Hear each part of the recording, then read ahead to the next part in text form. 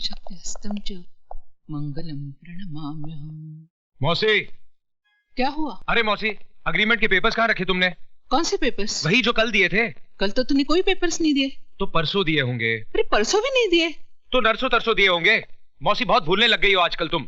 2-4 नौकरानियां और रख लो। नौकरानियां? तो तेरे कागजात और तिजोरी की चाबी नौकरानियों के हवाले कर दूं? तो फिर एक बहू ले आओ। क्या कहा? हाँ, बहू ले आओ। तू शादी करेगा? क्यों, मेरे हाथ में शादी की लकीर नहीं है? हाथ में शादी की लकीर है या नहीं मालूम नहीं, लेकिन इतना जरूर जानती हूँ कि तेरे चेहरे पर खुशियों की लकीर नहीं है। हर वक्त काम काम काम। मौसी, यही तो काम करने की उम्र है। काम करने की और शादी भी करने की। लड़की देख रखी है क्या? हाँ। हाँ? कौन है? जस्टिस अमरनाथ की बेटी। भाई साहब, मधु को हमारी झोली में डालकर आपने हमें दोनों जहां की खुशियां दे दी है। आपका ये उपकार मैं कभी नहीं भूलूंगी। इसमें उपकार की क्या बात है बहन जी? विजय जैसा लायक लड़का तो नसीब वालों को मिलता है। अच्छा, चलती हूँ। नमस्ते। नमस्ते बहन जी।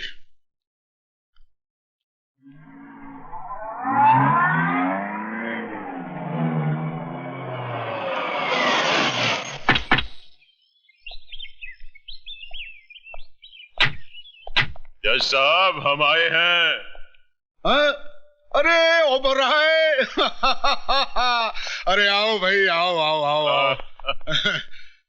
नमस्ते भाभी जी। आज इस गरीब की कैसे याद आ गई? यहाँ इसलिए कि हम आपको और गरीब बनाने आए हैं। ओ अच्छा अच्छा भाई, मेरी जायदाद तो ये कानून की किताबें हैं, इन्हें ले जाके अमीर बनना चाहते हो तो बन जाओ। हम तो वो किताब लेने आए हैं जज साहब, जिसे आपने अलमारी में सजाकर नहीं बल्कि अपने दिल में छुपा कर रखा हुआ है। मैं समझा नहीं। हम आपकी बेटी को अपने घर की बहू बनाना चाहते हैं। जी।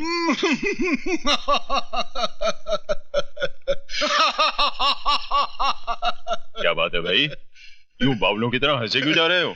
अरे भाई, हंसू नहीं तो क्या करूं? मेरी 30 साल की जिंदगी में ये पहला मुकदमा आया है। फैसला किसके हक में करूं ये मेरी समझ में नहीं आ रहा है। हम कुछ समझे नहीं। अरे ओबराय, मधु के लिए एक ही दिन में 2 रिश्ते आए। दूसरा रिश्ता किसका आया है? भाभी जी, वो विजय का। विजय? हाँ विजय। अरे भाई ओबराय, ये देखिए रस्म का सामान। भाई अमरनाथ, तुम फौरन मधु की शादी विजय से कर दो। हम दोनों डैड की जिंदगी का आखिरी मुकाम नहीं है। हम राजा के लिए कोई दूसरी बहू ढूंढ लेंगे, लेकिन तुम्हारी बेटी के लिए विजय से अच्छा कोई दूल्हा हो ही नहीं सकता। जानती हूं, बड़ी महफिल में तुम्हारे बेटे को बेइज्जत करने का अधिकार उस हरामजादे को किसने दिया? Mister C.K. ओबेरॉय ने। आज का दिन मेरी जिंदगी का सबसे खूबसूरत दिन है। ऐसा लग रहा है कि विजय की नहीं, मेरे अपने बेटे की शादी है। Vijay Kumar mister C.K. ओबेरॉय की नाजायज औलाद है।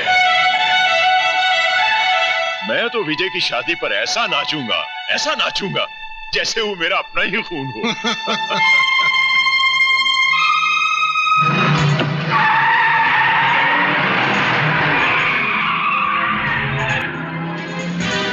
भाई अमरनाथ, तुम फौरन मधु की शादी विजय से कर दो। तुम्हारी बेटी के लिए विजय से अच्छा कोई दूल्हा हो ही नहीं सकता। ऐसा लग रहा है कि विजय की नहीं, मेरे अपने बेटे की शादी है। जो आज सारा शहर कह रहा है, विजय कुमार मिस्टर C.K. ओबेरॉय की नाजायज औलाद है। ओबेरॉय की नाजायज औलाद है। ओबेरॉय की नाजायज औलाद है।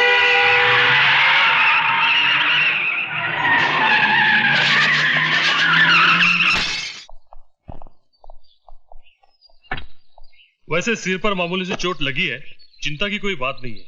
You're lucky. Okay. See you, Mr. Thank you, doctor.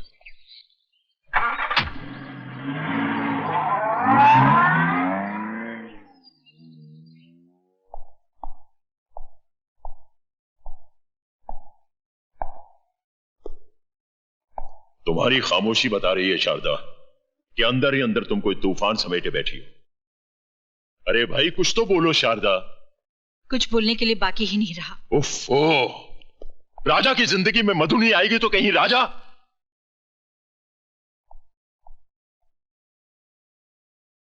देखो शारदा, जीना मरना शादी ब्याह, ये आसमान पे बैठा हुआ भगवान है ना, वो सब करता है। हम सब तो इंसान हैं, भगवान नहीं। काश राजा की खुशियों का फैसला भी भगवान ने उसी दिन किया होता। खैर, मैं भी भूल जाती हूँ, आप भी भूल जाइए। हम राजा के लिए दूसरी बहू ले आएंगे। ये हुई ना बात। अब मैं आराम से काम पर जा सकता हूं। तुमने ये फैसला सुनाकर हमारे दिल को तुमने बहुत खुशी दी है। लेकिन जो आपने हमारे दिल को दिया है वो हम ही जानते हैं।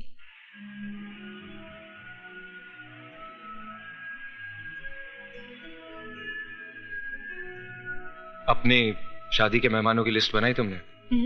मैंने तो अपने सारे फ्रेंड्स की लिस्ट बना ली, और पापा ने मेहमानों की। तुमने? मैंने तो लिस्ट भी बना ली और बजट भी। बजट? अब देखो ना, शादी में हजारों मेहमान शरीक होंगे, कम से कम 40-50 लाख रुपए तो लग ही जाएंगे। इसलिए तुम भी उन्हीं मेहमानों को बुलाना जो लिफाफा लेकर आए। लिफाफे के चक्कर में मत जाना मिस्टर। क्यों? मेरी सहेली की शादी में 20,000 लिफाफे आए थे, उसमें से 20 रुपए भी नहीं निकले। मैडम, ये तोहफा आपके लिए। मेरे लिए? देखो तो कहीं ये भी तो खाली नहीं है। अरे वाह, ये तो हीरो का हार है। किसने दिया होगा ये? लेडीज एंड जेंटलमैन, आज की शाम हमारे बीच एक ऐसा हसीन जोड़ा बैठा है जो मंगनी की रस्म को पार करके शादी के मंडप पे कदम रखने वाला है। मैं चाहता हूं मेरे साथ आप भी उन्हें इतनी दुआएं दें कि उनका दामन छोटा पड़ जाए। The couple is Vijay and Madhu. Let's drink and dance.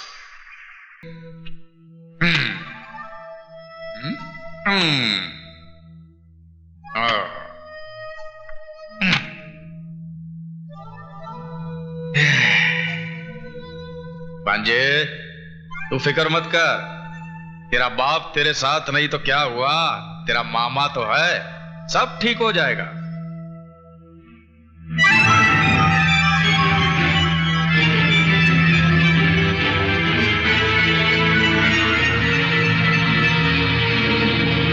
क्या खाक ठीक होगा मामा? ये तस्वीरें नहीं देख रहे आप? देख भी रहा हूं और समझ भी रहा हूं भांजे। भांजे, दुनिया में सिर्फ 3 ही मामा खतरनाक साबित हुए हैं। एक कंस मामा, दूसरा शकुनी मामा, और तीसरा ये जगत मामा। अब भांजे, तू मामा की चाल देख कि कैसे ये तस्वीर के साथ साथ रिश्ते के भी टुकड़े होते हैं। जज साहब, आज तो आप कमाल पे कमाल किए जा रहे हैं।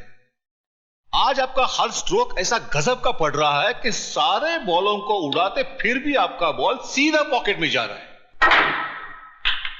अरे सक्सेना साहब, अमरनाथ जी सिर्फ खेल में ही नहीं, सोसाइटी में भी ऐसे ऐसे स्ट्रोक्स लगाते हैं कि बड़ी बड़ी हस्तियां इनके पॉकेट में रहने लगी है। अच्छा, ऐसी कौन सी बड़ी हस्ती है, जरा हमें भी तो पता चले। मामा जी शायद ओबेराय साहब और अपने भांजे राजा की ओर इशारा कर रहे हैं, जिनके साथ जज साहब की बेटी का रिश्ता तय हुआ है। ओ कपूर, क्या तुम जज साहब को अपने स्टैंडर्ड का समझते हो? हैं? अरे भाई, इनका दिमाग हमारे दिमाग से 100 साल आगे है। इनकी बेटी की शादी मेरे भांजे राजा के साथ नहीं, विजय कुमार के साथ तय हुई है। विजय कुमार? माना विजय कुमार शहर का बहुत ही बड़ा बिजनेसमैन है, पर कोई इज्जतदार आदमी विजय कुमार को अपना दामाद कैसे कबूल कर सकता है? अरे इबादत मियां, अब काहे छिलके उतारने के फेर में हो? जानते नहीं पैसे में बड़ी ताकत होती है, वो बड़े से बड़ा दाग धो देती है। और फिर जज साहब ने भी तो कुछ सोच समझ कर ही फैसला किया होगा। भाई, मैं तो अपनी बेटी का हाथ किसी कंगाल के भी हाथ में देने को तैयार हो जाऊंगा, मगर किसी ऐसे हरामी के हाथ में नहीं जिसके नाम माँ बाप का पता हो, न जात पात का।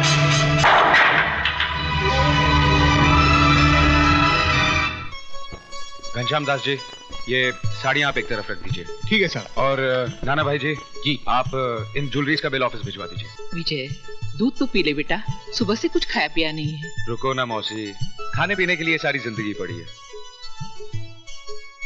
ये हार हटा दीजिए, ये इतना भारी है कि मेरी मधु की गर्दन लचक जाएगी। बेटा पहले दूध तो हे भगवान, दूध गिर गया। तो क्या हुआ, आसमान थोड़ा ही टूट पड़ा है। ये अपशकुन है बेटा। अरे मौसी, 20वीं सदी में रहकर तुम 13वीं सदी की बात करती हो। नाना भाई जी, मैं कपड़े बदल कर आता हूं।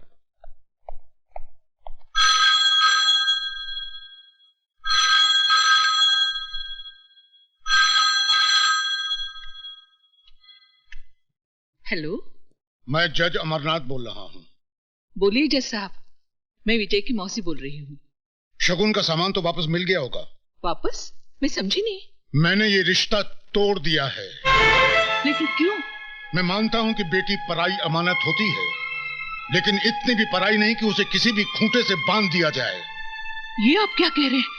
मेरी कुछ समझ में नहीं आ रहा है। मैं एक नाजायज औलाद को जायज दामाद नहीं बनाना चाहता, जिसके न धर्म का पता है न जात का। उसे मैं अपनी बेटी का सुहाग नहीं बनाना चाहता।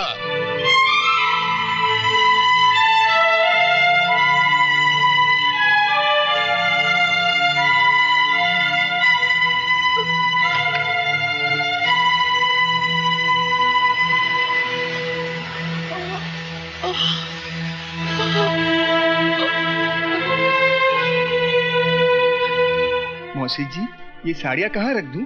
बाहर कचरे के डिब्बे में। जी? तुमने सुना नहीं? ये सब उठा के ले जाओ यहाँ से, फेंक दो इन्हें घर से बाहर। मौसी, ये क्या कह रही हो तुम? मुद्दतों के बाद तो खुशी की एक किरण घर में आई है, उसे भी बाहर फेंक देना चाहती हो तुम? क्यों मौसी, क्यों? काश मैंने तुझे अपनी कोख से जन्म दिया होता। जन्म नहीं दिया तो क्या हुआ, पाला तो है तुमने। यशोदा देव की नहीं बन सकी कभी। कौन कहता है? ये दुनिया। मैं नहीं मानता ऐसी दुनिया को। इसी दुनिया में अमरनाथ भी रहते हैं। जज साहब, क्या कहा उन्होंने? तेरी शादी मधु से नहीं हो सकती। क्यों, क्या कमी है मुझ में? तेरे पास तेरे बाप का सर्टिफिकेट नहीं कि तू उसका बेटा है। तू जायज नहीं, नाजायज है।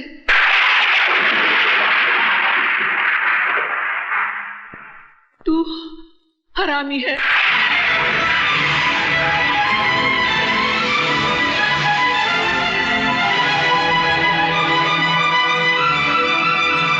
साहब, ये सामान जज साहब ने वापस भेजा।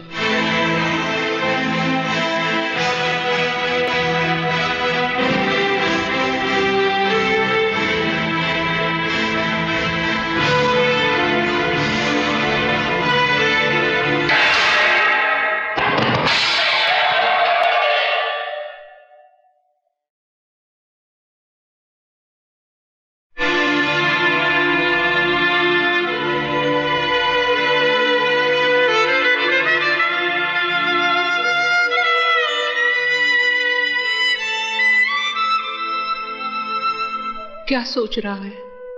सोच रहा हूं, इस दूध की तरह मेरी मां की छाती से दूध का एक कतरा जमीन पे न गिरकर मेरे मुंह में गिर गया होता तो आज मुझे कोई हरामी न कहता, नाजायज न कहता। बाकी दूध का गिरना अपशकुन होता है, बहुत बड़ा अपशकुन। बहन जी, आपने मेरी बेटी का रिश्ता मंजूर करके मेरी इज्जत रख ली। आपका यह एहसान मैं जिंदगी भर नहीं भूलूंगा। नमस्ते।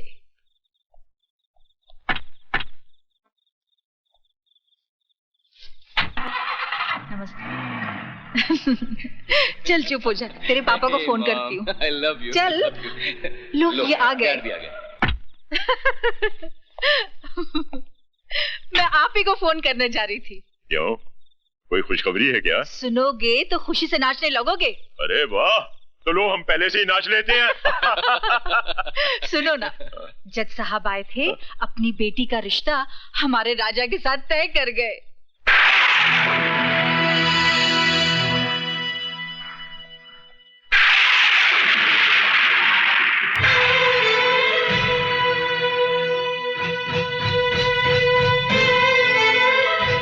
है यहाँ? आपसे भीख मांगने। भीख में इंसान 2 पैसे या 2 रोटी देता है, अपने जिगर के टुकड़े या अपने खानदान की इज्जत नहीं देता। जज साहब, मैंने विजय को अपनी कोख से जन्म तो नहीं दिया, लेकिन अपनी छाती से लगाकर उसे पाला जरूर है। मैं उसके स्वभाव को अच्छी तरह से जानती हूँ। उसके दिल की धड़कनों को मीलों दूर बैठकर मैं सुन सकती हूँ। अगर उसे मधु का प्यार नहीं मिला तो वो खुद को मिटा देगा। जज साहब, वो खुद को मिटा देगा। जो इंसान पाप के बीच से पैदा हुआ हो उसका मर जाना ही बेहतर है। डैडी, विजय की जिंदगी कोई आपकी अदालत का मुकदमा नहीं है जिसका फैसला जब चाहा आपने सुना दिया। वो मेरा प्यार है, मेरा सुहाग है। आपको कोई हक नहीं है कि मेरे माथे से विजय के नाम का सिंदूर मिटा दें। मधु! चिल्लाकर आप हमारे प्यार की आवाज को दबा नहीं सकते। हमने मोहब्बत की है और इस आग को जो भी बुझाने की कोशिश करेगा वो खुद जलकर राख हो जाएगा। मारिए और मारिए, आप आपका हक वसूल कीजिए और मैं महबूबा का फर्ज अदा करूंगी। मैं तुझे जिंदा नहीं छोड़ूंगा।